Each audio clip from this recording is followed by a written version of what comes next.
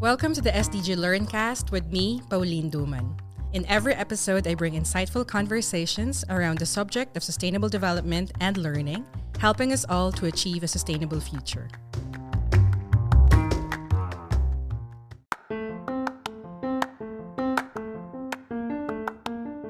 The world's food security is increasingly at risk as climate change threatens a growing population and industrial agriculture's focus on a few crops reduces plant genetic diversity.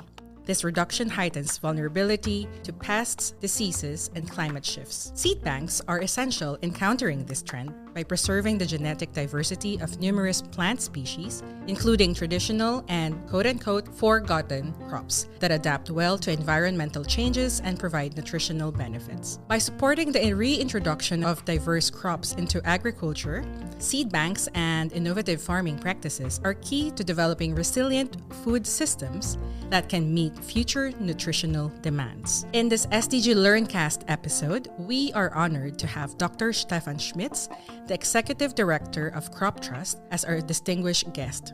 Dr. Schmitz brings a wealth of knowledge and experience in the fields of agricultural biodiversity and food security.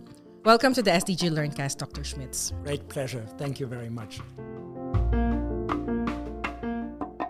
Dr. Schmitz, can you tell us about yourself and your work at Crop Trust? Since the year 2020, I'm now the Executive Director of the Global Crop Diversity Trust, or Crop Trust for sure. We are based in Bonn, in Germany. We are an international organization operating under the International Treaty on Plant Genetic Resources for Food and Agriculture. Before joining the Crop Trust in 2020, I've been with the German Ministry for Economic Cooperation and Development, BMZ, for 20 years, and they are leading the work on food, agriculture, and rural resources. The Crop Trust has been established 20 years ago, and its mission is to build a global system of seed banks around the world. The Crop Trust provides financial and technical support for seed banks around the world, for those seed banks who are in need for support. I'm really curious to hear about this. What are seed banks and how do they serve as a crucial defense against the erosion of agricultural biodiversity? Tell us, what challenges do seed banks face, especially in poorer countries? Man, when about 12,000 years ago entered into agriculture, since that time created hundreds, thousands of different varieties of wheat, maize, rice, potatoes, and all kinds of crops. Imagine there are today, we know, more than 100,000 varieties of rice, more than 100,000 varieties of wheat, more than 20,000 varieties of maize all around the world. That has been created during the last 12,000 years. This diversity is extremely important. All these different varieties are adapted to certain environments, to certain climates, to certain soils, to certain pests and diseases. Every variety is able to deal with biotic and abiotic stress. And breeders always, they did it in the past and do it today. They create new varieties by breeding out of the existing. And so winning constantly again this race against time when it comes to adapting to new environmental and other challenges. This diversity is a life insurance for survival of mankind, is the means to provide food that is adapted to changing environments. However, during the last 100 years, a lot of this diversity is disappearing or has been disappeared from the fields. It made way to pave the way to a more uniform, standardized set of only a few crops, only a few hybrid varieties. This had a lot of advantages. It helped to develop the agriculture. It helped many countries on their way out of hunger and poverty.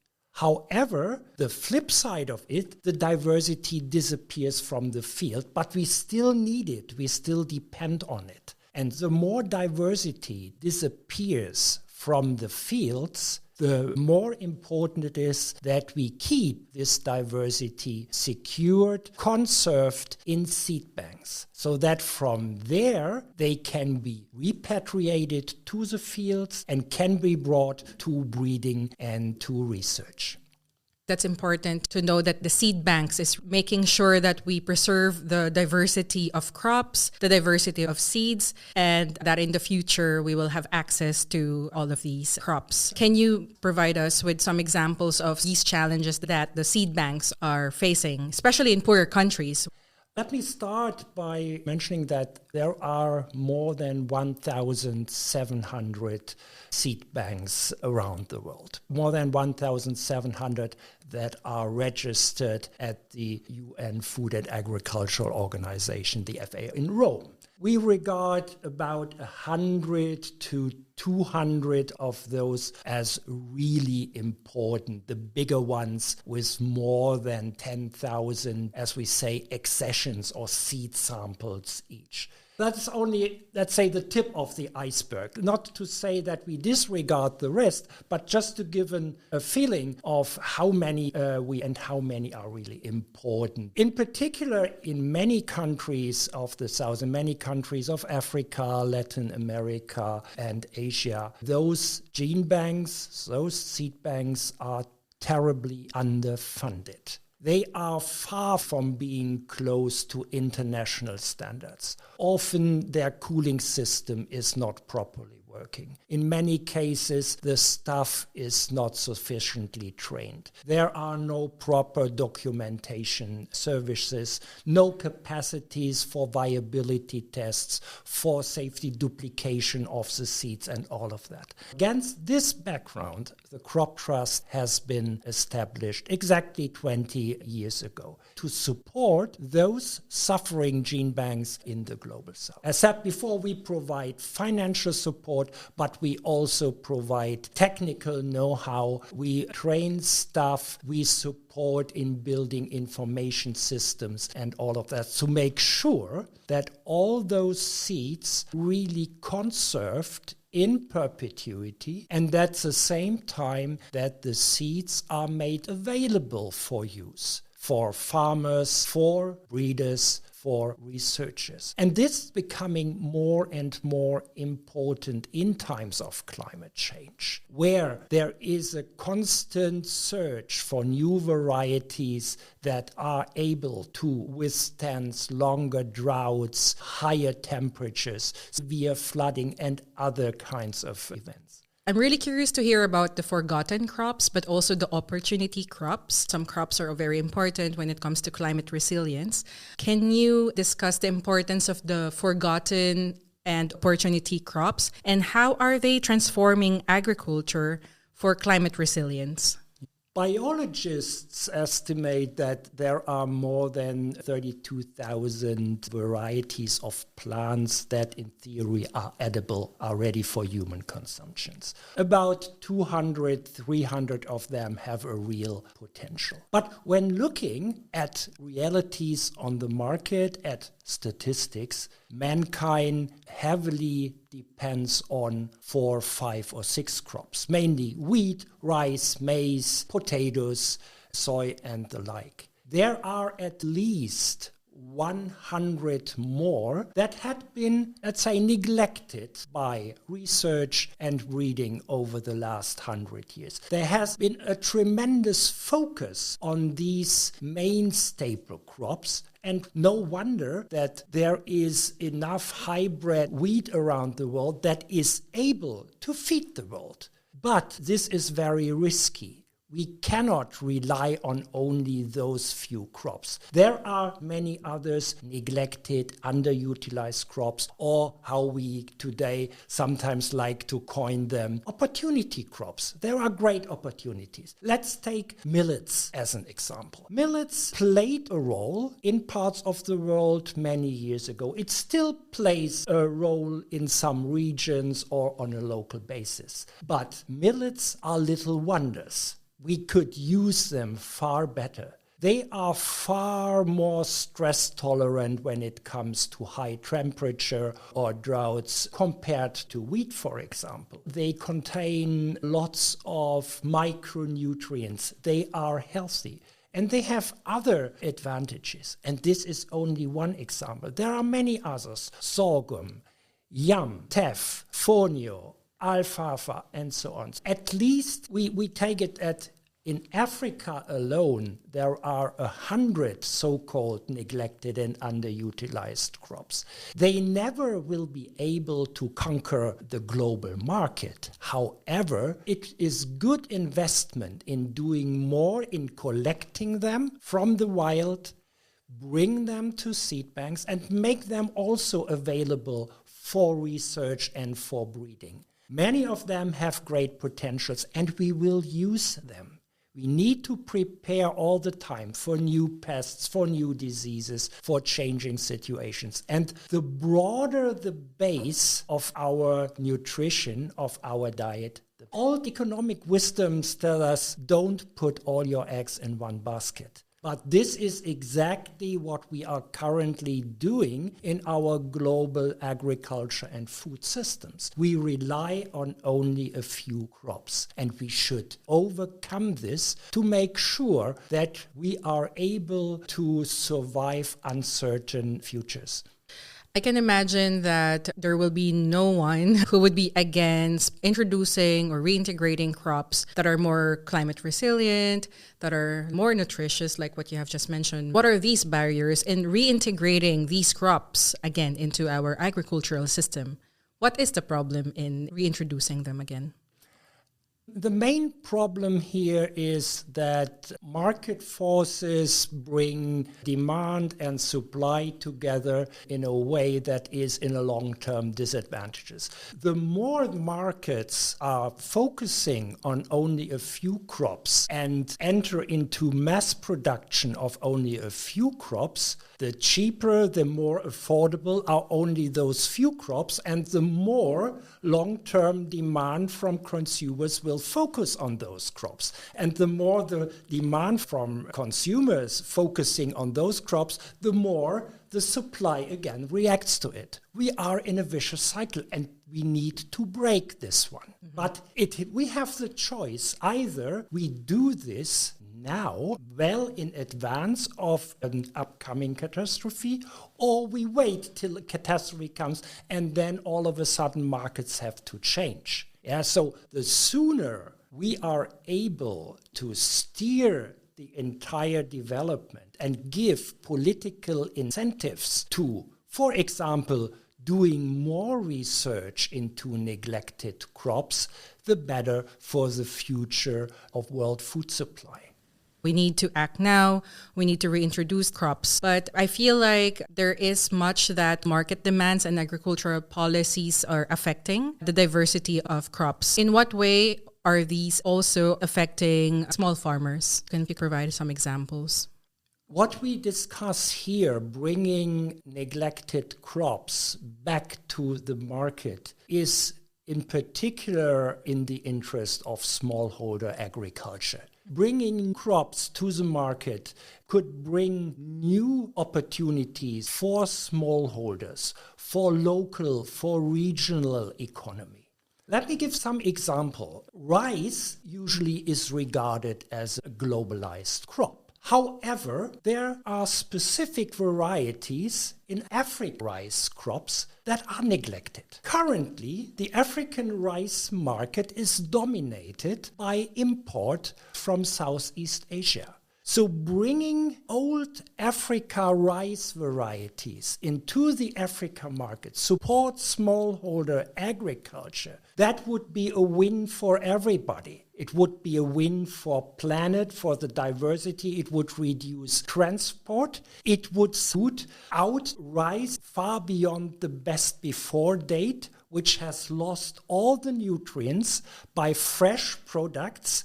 It would add to healthy diets of people. It would help the smallholders in Africa.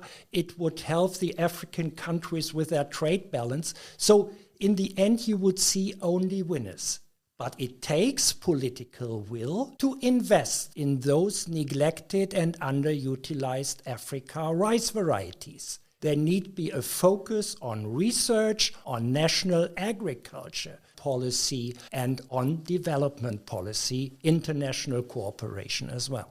This also reminds me of my father, who belongs to a family of farmers. He grew up in Batangas in the Philippines. There are big farms growing crops, but people are importing rice and we don't have money to pay for the food and we're not growing them ourselves. The question for me is, how can we ensure investment in these programs? And is there in any way technology can be leveraged as well to advance the breeding programs?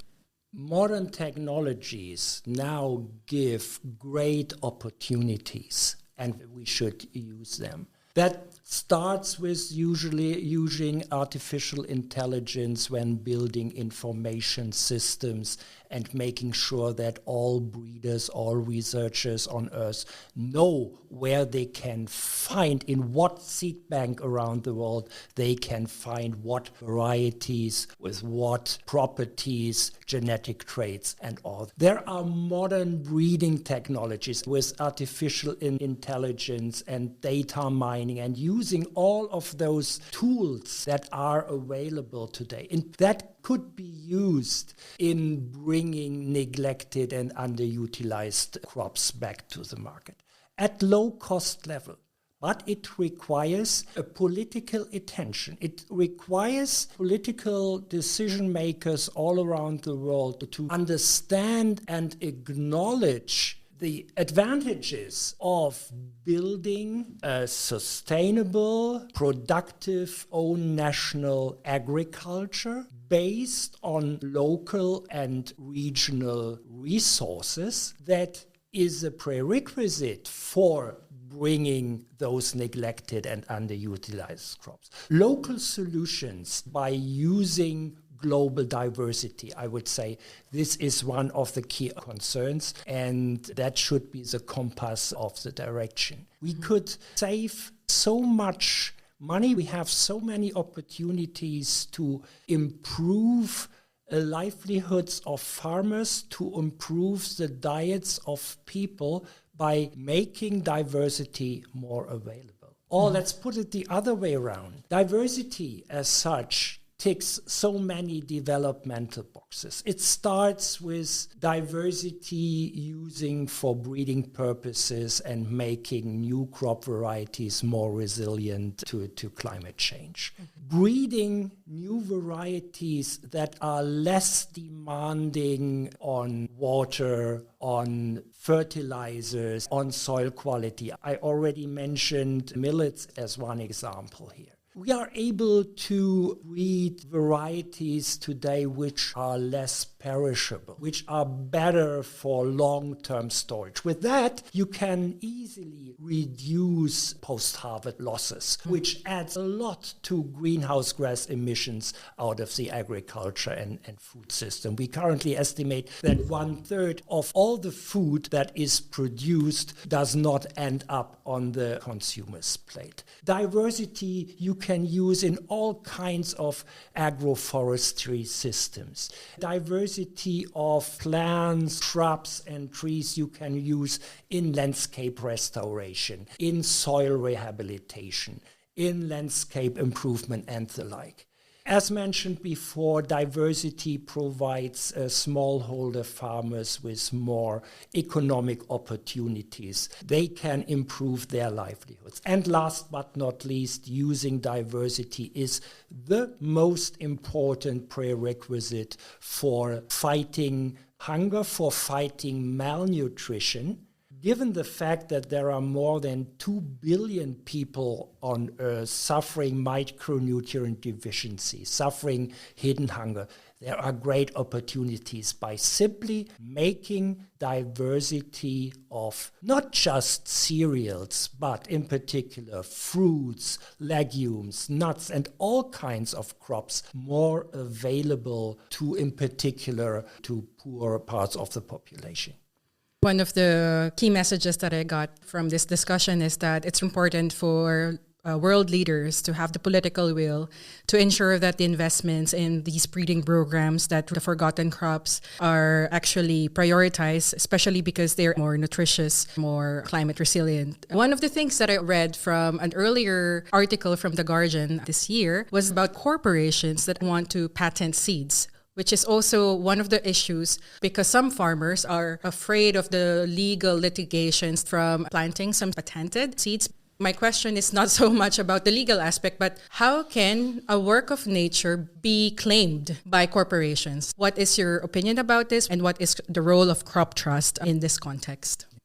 There are market forces towards building monopolies which I don't regard as advantageous and positive for securing global food supply and fighting hunger. I am convinced that the more we all invest in diversity and the more we invest in revitalization of all those old varieties and creating something new out of this heritage. The more we do this, the more the global food systems will be independent, will be really food sovereign.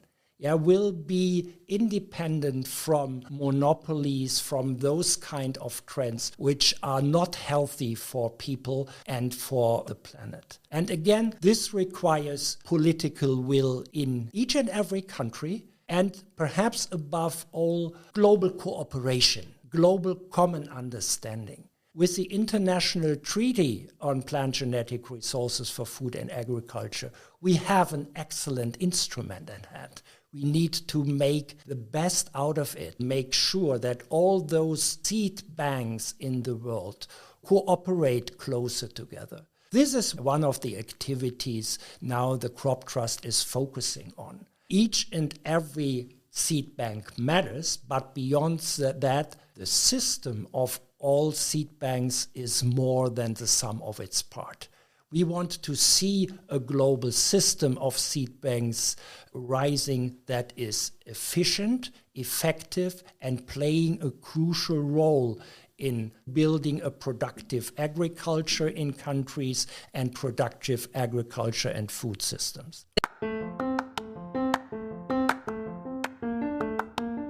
This is the Seed Savers Crusade, to work together and collaborate to make sure that we preserve the seeds, which are the insurance for the biodiversity of the future. I'm sure that we have listeners who are interested in the work of Crop Trust.